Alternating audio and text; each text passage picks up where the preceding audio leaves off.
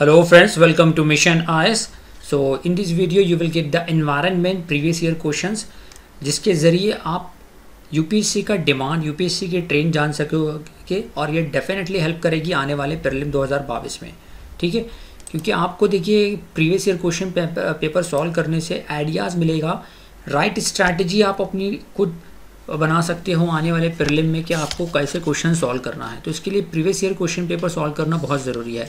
इसी के तहत अनअकैडमी में मेरे डेली लेक्चर्स आते हैं, तो आप मुझे फॉलो कीजिए अनअकैडमी पर, लिंक डिस्क्रिप्शन में दी हुई है। तो फर्स्ट क्वेश्चन देखते हैं कि with reference to the global climate change alliance which of the following statements are correct. अब ऐसे क्वेश्चन में एक इंपॉर्टेंट चीज़ शेयर करना चाहूँगा आपके साथ।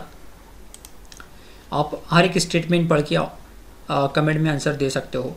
एक इम्पॉर्टेंट चीज़ को बता दूं कि जो कि मेरे ऑनलाइन लेक्चर में भी मैं बताता हूं कि in the most of the cases में इन्वायरमेंट और इकोनॉमी से ऐसे क्वेश्चन जिसमें किसी दो ऑर्गेनाइजेशन का नाम लिखा हो, it is coordinated by the world resource institute and WCSD, तो दो ऑर्गेनाइजेशन के नाम लिखे हुए तो ऐसे स्टेटमेंट रॉन्ग होते हैं। ओके, तो आपने थर्ड को एलिमिनेट कर दिया, तो अब देखो थर्ड ऑप्शन तीनों में है, BCD, A में नहीं है, तो A should be the right answer, A will be the right answer. Okay, you can see the explanation from here. Biological oxygen demand, BOD, standard a criterion for, ये generally pollution असे in aquatic ecosystem, water bodies में pollution को count करने के लिए major ये system follow करते हैं। आगे बढ़ने से पहले बता दूं कि अनअकैडमी पे कल बड़ा स्पेशल PYQ, इसी के तहत कि PYQ इट इज़ द, आपको PYQ जितना ज़्यादा हो सके सॉल्व करो। Previous year question paper almost 10 से 15 साल के, तो इसके तहत अनअकैडमी पे कल का जो कॉम्बैट होगा 8 मई को ठीक सुबह 11 बजे, तो वो PYQ स्पेशल पे होगा। और इतना ही नहीं, अगर आप फर्स्ट 3 पोजीशन पाते हो तो आपको 90% स्कॉलरशिप दी जाएगी। 90% मतलब अनअकैडमी का सब्सक्रिप्शन का 90% ऑफ मिल जाएगा, आपको 10% ही पे करना होगा। तो इसका लिंक डिस्क्रिप्शन में दिया हुआ है, इस कोड को यूज़ कर सकते हो MIYT10, okay, for the enrollment purpose. इसके अलावा डेली स्कॉलरशिप टेस्ट होते हैं अनअकैडमी पे, जिसमें आप 50% स्कॉलरशिप पा सकते हो ऑन सब्सक्रिप्शन पर। और हर एक टेस्ट हो या PYQ हो, जो भी टेस्ट आप सॉल्व कर रहे हो कि उसका आपको वीडियो लेक्चर भी मिलता है, तो क्या डेफिनेटली आपके कॉन्सेप्ट क्लियर करता है।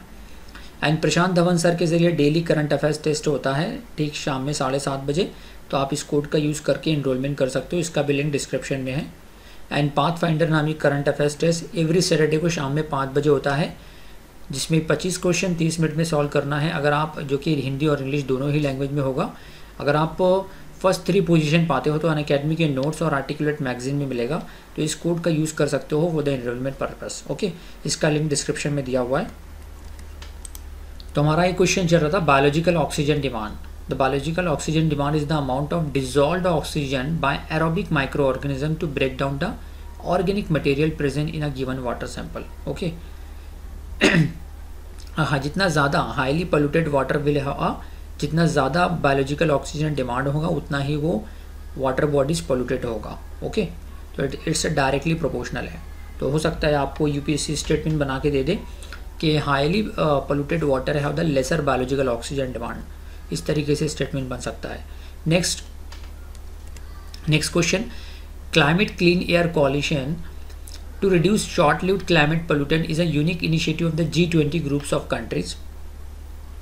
CCAC focus on methane, black carbon and hydrofluorocarbon. अब वापस कहूँ कि in the most of the cases में ये फला का इनिशिएटिव है, ठीक है, G20 का इनिशिएटिव। अब G20 आपको पता है कि ये इकोनॉमिक क्राइसिस, इकोनॉमिक रिसेशन 2008 के बाद बनाया गया, तो इकोनॉमिकल बैकग्राउंड इसका है, ना कि क्लाइमेट है, ठीक है, ना कि इन्वायरमेंट है, ना कि पर्यावरण है। तो पहला स्टेटमेंट रॉन्ग कर दूँ, second is right, option B is right. Just देखिए, हर कोई हर चीज़ पढ़ के नहीं जाएगा। यही चीज़ है कि UPSC is not a test of your knowledge, UPSC is a test of your presence of mind. Next, if you want to see gharials in their natural habitat, तो which of the following is the best place to visit. तो video pause करके आप comment में answer दे सकते हो। इसका right answer है Chambal river. Okay, now which of the following statements can help in water conservation in agriculture? Conservation of water मतलब water का वेस्टेज होने से बचाना। क्या होगा? वीडियो पॉज करके आप आंसर दे सकते हो। इसका आंसर है देखो, रिड्यूस और zero tillage of land, applying gypsum before irrigating the field and allowing crop residue to remain in the field. मतलब जीरो टिलेज मतलब किसान जैसे खरीफ की क्रॉप की कटाई के बाद स्टबल बर्निंग करता है, जला देता है ताकि रबी की क्रॉप को आसानी से बोया जा सके, इसको कहेंगे ज़ीरो टिलेज। जिप्सम वगैरह से क्या होगा कि दैट्स सैलिनिटी उसकी कम होगी, ठीक है, allowing crop residue to remain in the field. इससे क्या होगा कि नेक्स्ट क्रॉप की को एक इनपुट्स मिलेगा, act as a fertiliser act करेगा। तीनों ही इसके राइट स्टेटमेंट हैं। नो टिल फार्मिंग भी बोलते हैं, ऑल्सो कॉल जीरो टिलेज और डायरेक्ट ड्रिलिंग। और डायरेक्ट ड्रिलिंग मतलब बगैर जलाए हुए प्रीवियस क्रॉप की कटाई के बाद नेक्स्ट क्रॉप का जो सीड है डायरेक्ट ड्रिल कर दो।